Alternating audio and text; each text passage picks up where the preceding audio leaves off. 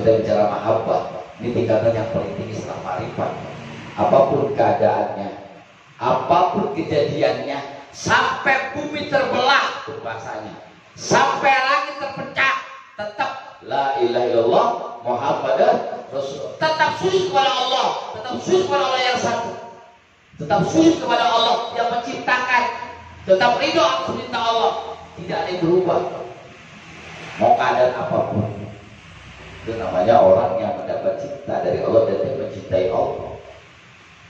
Jadi duka itu sekedar ujian, cobaan, dan itu gak akan pernah selamanya. Karena dunia itu gak selamanya. Dunia itu sementara. Walal akhiratu khairul laka minal ula. Berarti yang paling lama siapa? Akhirat. Dunia dia sebatas kamu butuh. Kalau kita mengambil sesuatu yang butuh aja, bukan ngajarin ini mah. Orang kerusuhan ngambil beras, yang ada mati gitu dari beras, benar nggak? Iya, walau diambil itu pas, kita berlihat sepeda banyak atau apa kan gitu. Di dunia itu apa yang menjadi kunci akhirat? Cuma satu, enggak banyak, cuma satu. Kalau kita kan serakah banyak, padahal Allah ngasih bekal buat dunia. Di dunia ini sekarang untuk akhirat cuma satu, apa? Tazawwadu wa inna khairaz zadi takwa. Sebaik-baiknya bekal menuju akhirat yang selama-lamanya, yang bukan dunia. Dunia itu sementara. Apa? Takwa. Takwa kuncinya cuma di puasa. Kalau mau lihat orang takwa secara fisik, secara syariat, bicara syariat nih, bicara syariat dulu, bicara syariat, lihat orang puasa. Kelihatan kan sholatnya kan, yang nggak pernah ke masjid, ramai tuh, yang nggak pernah jamaah, datang jamaah, benar nggak tuh? Kelihatan takwanya, yang nggak pernah baju koko, yang nggak pernah pakai sarung, yang bertato pura-pura ditutupi, benar nggak? Ini contoh bicara syariat. Masuk, ya, masuk ke mana? Ke tarekat. Mulai babak kedua, yang pertama itu rahmat, yang kedua itu maghfirah. Kalau sudah masuk maghfirah itu bicaranya tarekat. Udah mulai kurang itu, mulai dipilih tuh, yang takwa tuh mulai dipilih, mulai dikurang-kurang itu. Yang tadinya penuh tinggal 3 baris, mulai dipilih. Makanya tingkatan orang berpuasa itu ada 3. Yang pertama awam, yang kedua khusus, yang ketiga khusus bil khusus. Yang niatnya sekedar menahan hawa, lapar, haus, awam. Itu puasanya orang awam. Ngejar pahala doang. Yang penting dapat pahala. Tidurnya pahala, ya, diamnya pahala, ya, dapat bukaan dari orang pahala. Pokoknya pahala semuanya. Itu puasanya orang awam, bicaranya syariat. Tapi kalau sudah dipilih masuk ke periode kedua, barisan mulai dikit. Yang tadinya penuh sampai keluar tuh sedang parah, sekarang sedang aja tertata di dalam tinggal 3 baris. Itu biasanya tinggal yang tua setengah, yang muda-muda kayaknya habis tuh. Ini berdasarkan survei dari tahun ke tahun begitu, hampir semuanya. Enggak tahu di sini mah. Nah, tempat saya begitu juga karena saya imam, jadi tahu apa. Dari mulai pertama, wih sambutan enak sekali, ini banyak. Begitu berikutnya, ya, 3 baris. Otak awal mulai dikit, gitu. Pengalaman ketua persen memang begitu. Artinya kalau sudah masuk kepada tarekat, sudah mulai dipilih orang yang khusus. Orang khusus ini orang yang ibadah bukan hanya mengharapkan pahala, puasa bukan hanya pahala, tetapi mengharapkan ampunan Allah. Ya, orang banyak ibadah tapi dosanya banyak, ada nggak? Iya, sholat, maling jangan, ada nggak? Ada. Sholat kewajiban dan maling nggak kerjaan tuh ada kayak gitu. Iya, ada. Artinya apa? Nggak sampai kepada hisabnya Allah. Kuburan aja udah disiksa. Kenapa? Karena sholatnya hakikatnya nggak sholat. Kenapa? Tidak bisa mencegah perbuatan keji dan mungkar. Makanya orang puasa, takwa ini proses, Pak. Untuk mencapai tingkat takwa itu kelihatan nggak? Di masjid aja kelihatan. sudah mulai kurang. Masuk ke periode ketiga nih, yang namanya itu minanar 10 terakhir. Udah tuh, udah pada mulai sibuk, pindah terawihnya ke mall. Tahu sekarang mall buka nggak kira-kira? Tapi kalau sekarang masih tutup juga, masih kosong juga, masih kelewatan. Iya, karena saat begini harusnya manusia banyak merenung, harusnya banyak manusia berpikir. Makanya di tarawih akhir itu adanya iktikaf. Iktikaf itu Pak, sebenarnya bukan zikir, bukan baca Quran. Iktikaf itu artinya merenung. Itu merenung Pak, muhasabah diri, hitung-hitung dosa perbuatan kita nih. Dari mulai kita sadar, ingat, balik nih, mulai wajib melaksanakan syariat agama, kira-kira dosa kita tuh ingat-ingat, namanya iktikaf. Ini enggak, di samping banyak iktikaf, banyak tidurnya, supaya ya begitulah, bergantung kualitas tingkatannya. Makanya kalau sudah tingkatan thariqah, dia iktikaf, itu betul-betul dia ingat dosanya, menangisi dosanya, takut Allah gak mengampuni.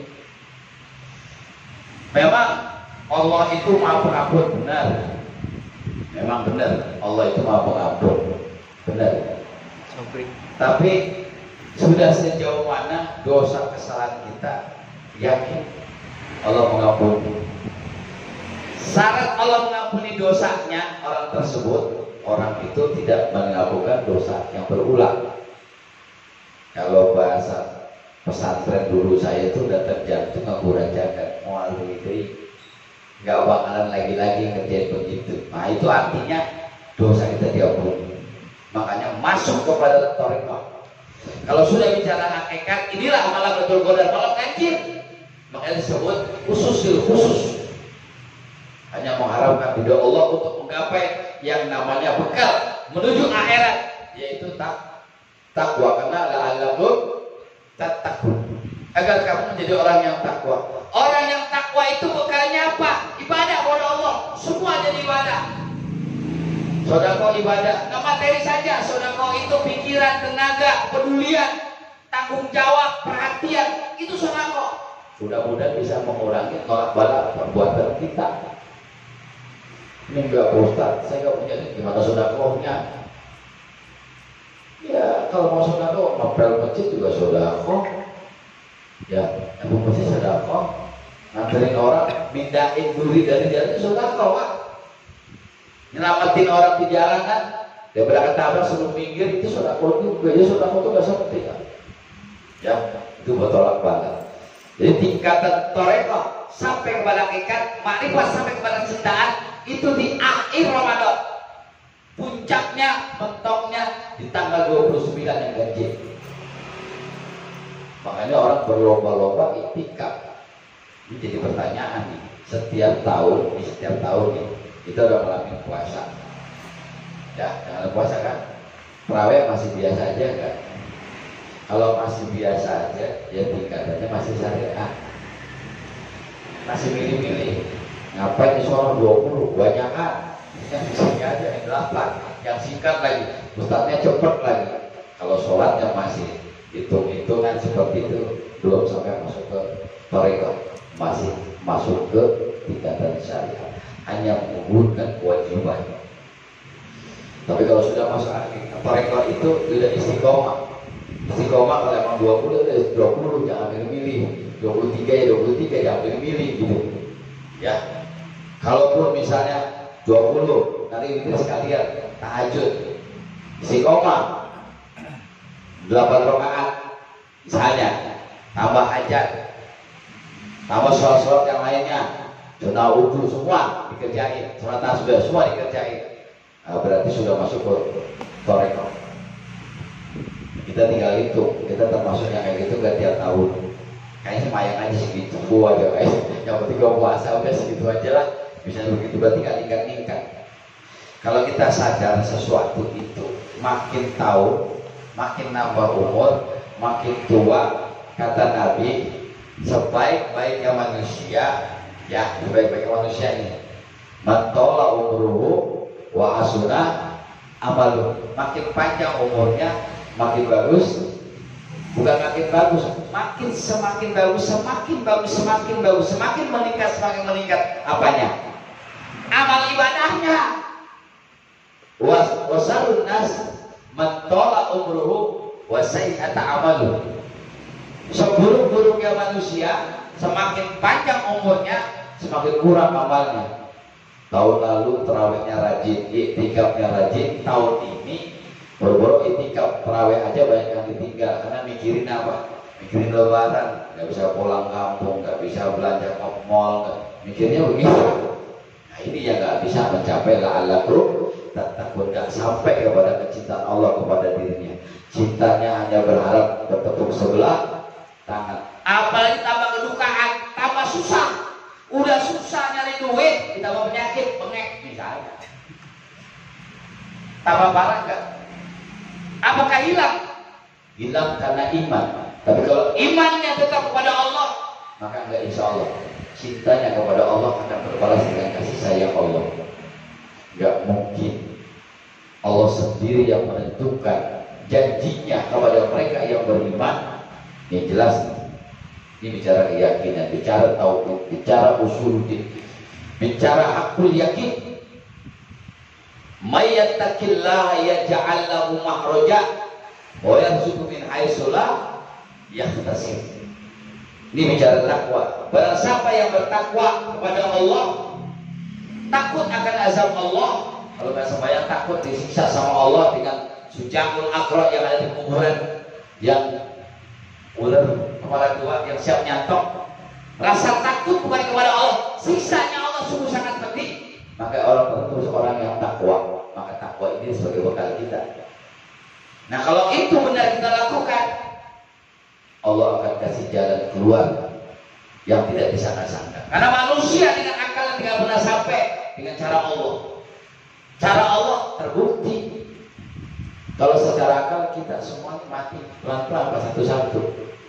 Iya, semua serba susah, duit gak dapat, usaha susah gak dapat. Kalau secara akal kita mati Pak. Ya gak bisa makan. Petani juga banyak yang gak sawah, gak ada gagal panen, macam-macam lah.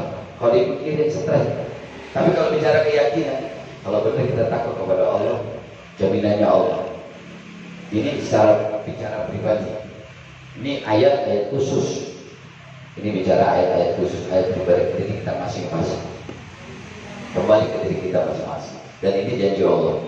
Janji Allah nggak pernah sulayak, nggak pernah ingkar, nggak pernah dusta. Pasti. Kalau bicara pasti, tidak ada keraguan sedikit pun. Makanya janji Allah pasti akan diberikan jalan keluar dari Allah. Ya, tapi kalau bicara negara, bicara umum, bicara wilayah, bicara keseluruhan manusia, baik dalam satu wilayah atau satu negara, ini pun sama janji Allah. Kalau dalam satu kampung, satu wilayah, satu negara, satu kampung, satu negara Indonesia, semuanya ahli Korea itu termasuk orang yang bertakwa, maka Allah akan buka keberkahan di langit dan di bumi. Ulamanya takut, enggak. Ulamanya enggak sesuai, pada stres semua, enggak berani. Kadang-kadang cuma penyakit begini semuanya, akhirnya ibadah malah banyak yang kosong.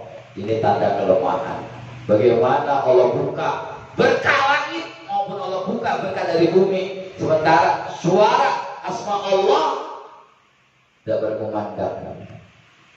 Makanya inilah pertaruhan keyakinan, keimanan, kecintaan kita kepada Allah, apakah kepada dunia.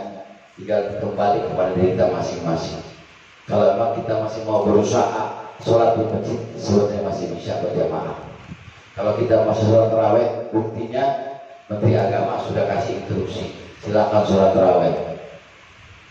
Kalau orang yang kurang imannya, kurang kecintaannya, kesempatan, woi masjid libur, emang orang masjid, gitu. Nah, benar ya nih, emang gak pernah ke masjid.